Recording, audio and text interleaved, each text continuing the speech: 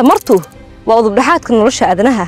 horumarka dhaqaalaha iyo dhaqdhaqaaqa ganacsiga waxaan u isticmaalnaa inaan wax ku kululeyno ku qaboojino kuna ifna guryaha iyo magaalooyinkeena waa awoodda ka heesa gawaarida duulista diyaaradaha sidoo kalena dhaqaajiso warshadaha waa mashiinka kiciya horumarka tiknoolajiyadda iyo wax soo saarka dunida Soomaaliya waxay ku tiirsan tahay oo tamarta ugu badan ee aan helno laga dhaliyaa shidaalka gaaska iyo gubista dhuxusha iyadoo dalkeenu uu hodan ku yahay tamar cagaaran oo baaxad leh sida tamarta laga dhaliyo qoraxda dabeesha iyo biyaha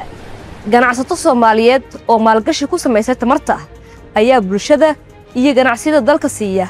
adeegyada tamarta sida korontada balse wali faanoole farakama qodna in ka badan 49% dadka Soomaaliyeed waa koronto la'aan mana helaan wax tamar ah oo aan ka ahayn dhirta la gubo taas oo hoos u dhigaysa awoodaha iyo horumarinta wax soo saarka dalkeena korna u qaadaysa wasaqowga hawada kuleelka cimilada iyo xaalufinta deegaanka sida la socotaan Hormuud Telecom waxay bilowday guulaystayaasha Soomaaliyeed inay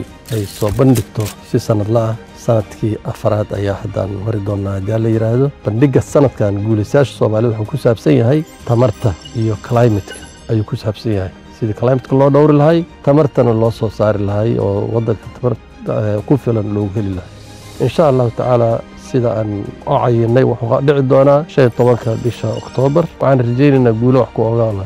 oo cilmi baaris wanaagsan oo wax ka qabata mustaqbalka tamarta wadankan iyo dhowrista cimilada wax weyn in laga gaaro oo wax wanaagsan ka soo baxaan si looga gaaro xal taasaan rajaynaynaa insha Allah